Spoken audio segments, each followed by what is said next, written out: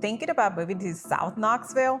It is one of the fastest growing areas in Knoxville, riverfront parks, the urban wilderness, and a really quick hop to downtown. But it's not perfect. And today we're gonna cover the pros and cons of what it's really like living in South Knoxville. We're gonna talk about the home prices, commute realities, the latest projects going on, which is probably the most exciting part, and a few sneaky fees that people seem to forget. So we'll be there to remind you. Plus, we'll share 3 mistakes buyer makes when buying in South Knoxville and how to avoid them. Keep in mind, we lived in South Knoxville for a total of 12 years in our lifetime. We know the ins and outs of South Knoxville. We know the good, we know the bad, we know the ugly, and we know the beautiful. So let's get after it right now.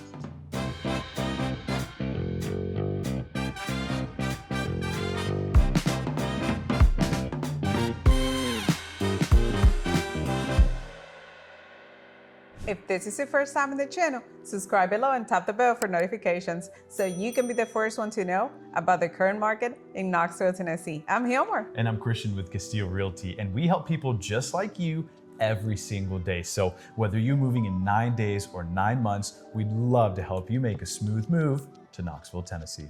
South Knoxville is everything south of the Tennessee River, anchored by the zip code 37920, something we are so familiar with here in living life in Knoxville, Tennessee.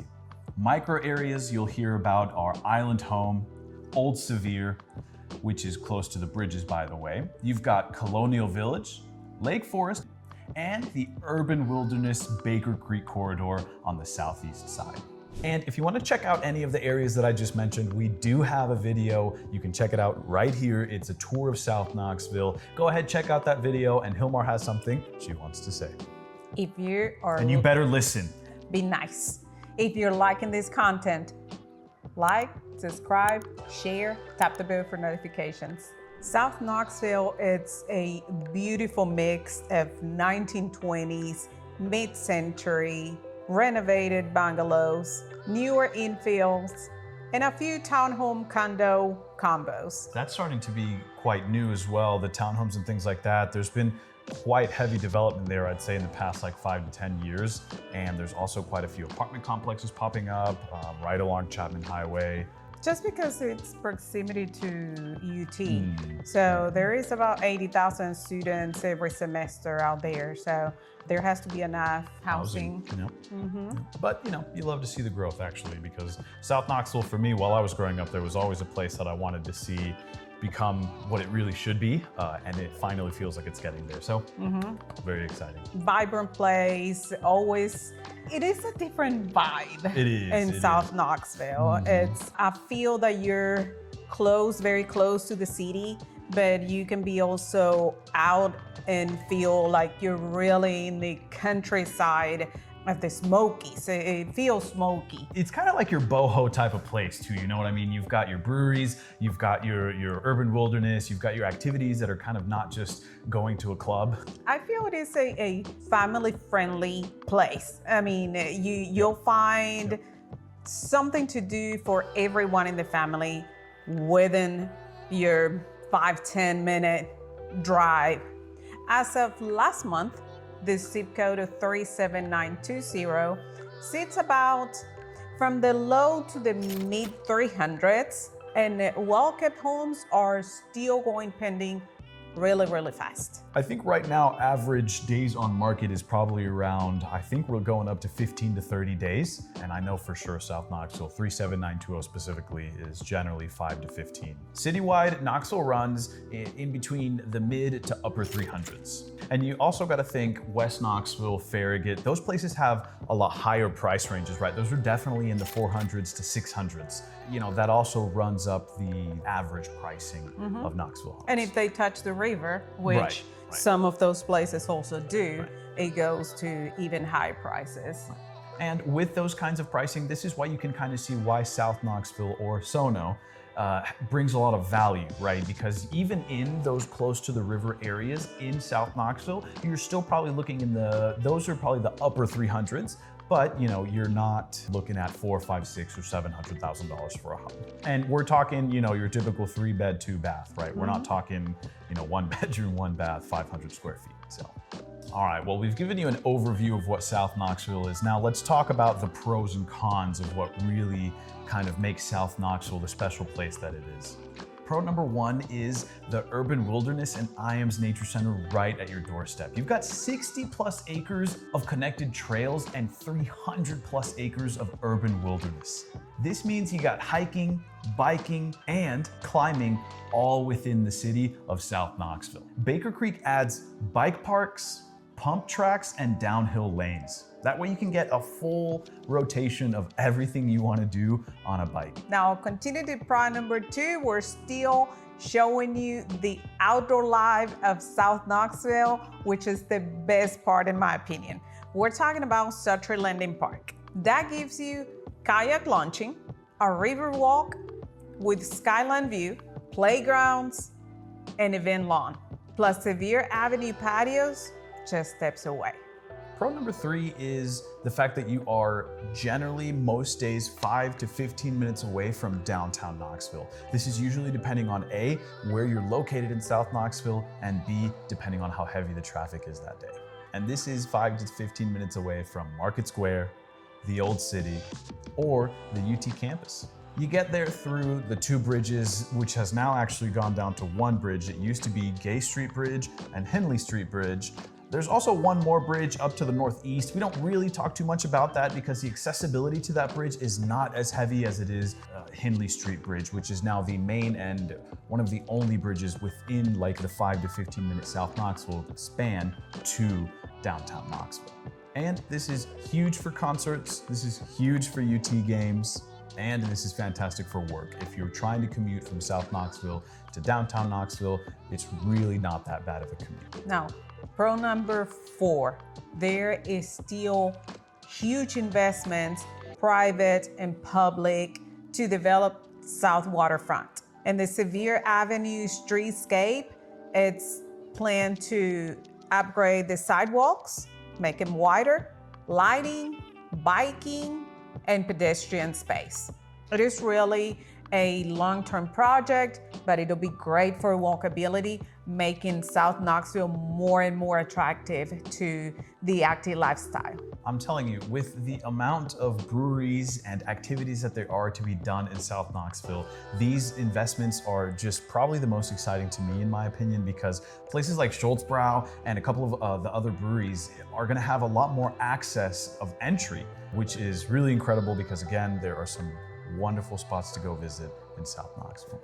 Pro number five is the fact that South Knoxville has an easy barrier of entry, meaning that it's going to cost you a lot less to get into a home in South Knoxville compared to places like West Knoxville or Farragut, and you still have 5 to 15 minutes access to an outdoor activity or downtown Knoxville.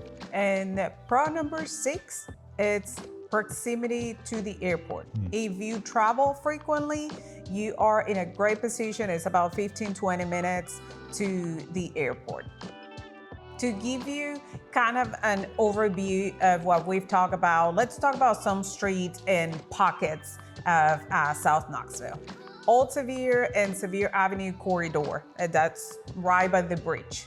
It's really for people who like to just walk to coffee and food, river walk lovers, and really whomever wants a quick access to downtown. What is the home vibe? Renovated bungalows, tidy cottages, some townhomes and condos, and a really an active streetscape with patios. Watch out, construction, streetscapes being done, weekend parking, city tax area. Hope you're enjoying the video so far. We're so appreciative that you're here. Make sure to leave us a like, make sure to comment on our videos, make sure to subscribe, and make sure you hit that bell so you never miss another video. All right, let's move on to Island Home. This is one of my personal favorites, and let's talk about who it's for. It's for people who love historic homes, who want tree-lined streets, porches, and a quick bike to Iams Nature Center. The home vibes are generally craftsman homes and Tudor bungalows, 1920s, 1940s charm, and pocket parks. Now, things to watch out for. older systems, right? Generally, these houses are gonna be much older, so the systems like your air conditioning, your plumbing, all that stuff is gonna be a little bit older. You're gonna have to have a budget for maintenance of these systems as well, so keep that highly in mind. And this is also a place where there's generally multiple offers on some of the prime block locations. Now, number 3, Lindbergh Forest. That is around Woodland Avenue, Chamberlain Avenue. Who is this for? Someone who really likes a home with character, and it's close to downtown, but no with the hustle.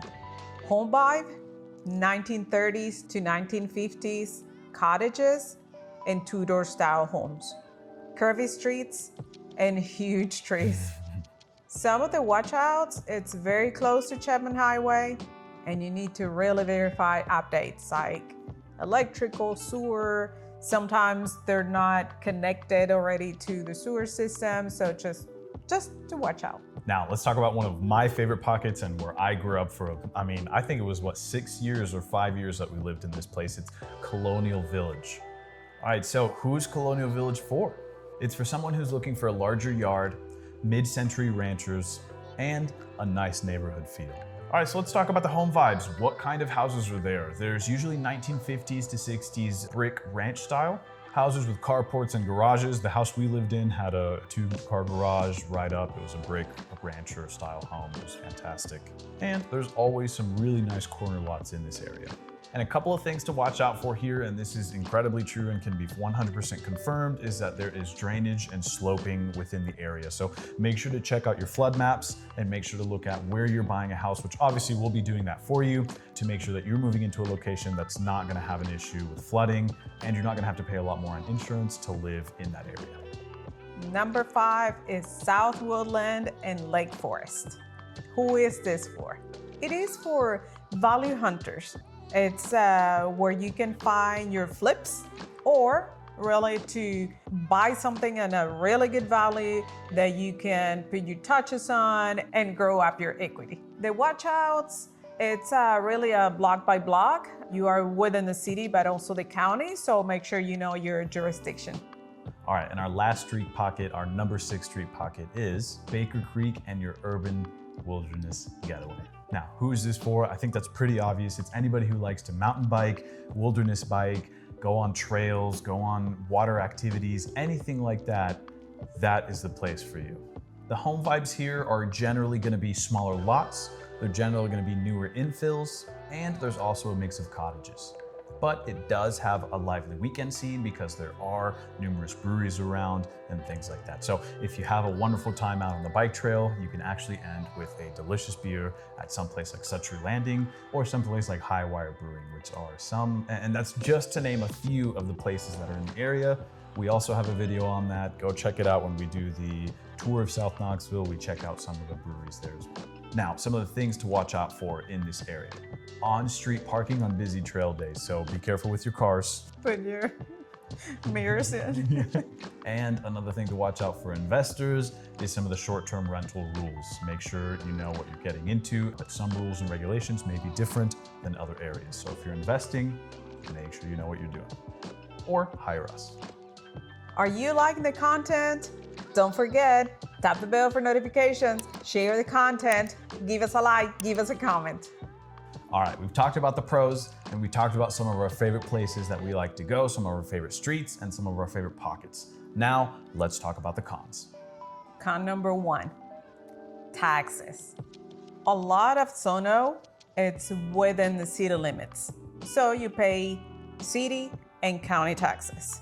So you'll need to really budget for that. Or if you're having a loan, the escrow will calculate that for you, but just to put it in your whole overall budget when buying a house. If you're outside of the city limits, then you're lucky, you're paying only 1 county property tax.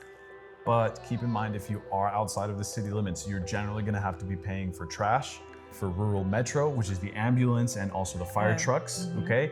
And if you don't pay these and you have a fire, it is extremely, extremely expensive.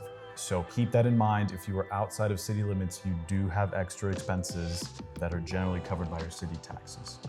Con number 2 in South Knoxville is the fact that there is a lot of construction, specifically in the Sevier Avenue corridor.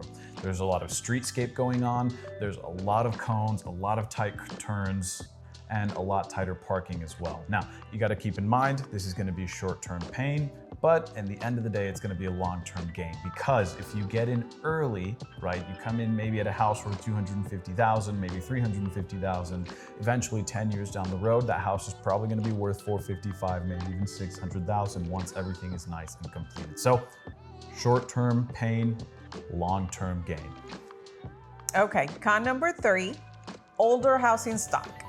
Pre-war and mid-century houses can have aging roofs, sewer line damage, foundation damage, or even electrical. Factor for inspection repairs and know when you are paying for character versus deferred maintenance.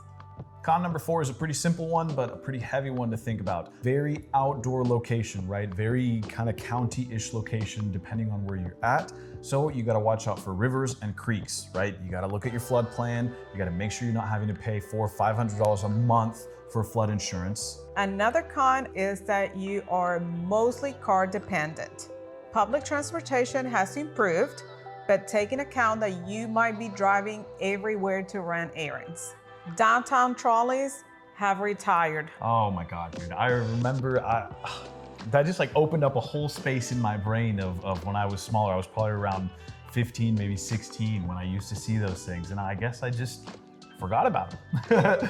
It was awesome just to get in and ride through downtown UT. Listen, if the city commissioner or if any of you guys ever get to watch our channel, please bring those back. Oh, or just one or something, the commemorative trolley. I don't know, man, but that was awesome. I hate that that's gone. I hate that I remembered that. But the only thing we can say is that you still have a bus connector from South Knox to downtown now. But really plan for car commuting in Sono. Con number 6 is the weekend traffic to the Smokies, right? Because everybody wants to go to the Smokies during the fall. I can't imagine why seeing all those incredibly beautiful colors of the Smokies and honestly, just the Chapman Highway corridors too. I mean, there's plenty of tree lines that are going through Chapman Highway, especially once you get kind of out of South Knoxville into the Sevierville towards Gatlinburg area, because Chapman Highway goes on forever, basically. Now, we told you at the beginning of the video that we were gonna give you 3 mistakes that buyers make that you need to avoid. Mistake number 1, ignoring county versus city property taxes. Don't forget that you're gonna be doubling your taxes if you are in the city line. So make sure you know about the difference between the two. Second biggest mistake people make, especially in an area like South Knoxville, is romanticizing the fixer-upper.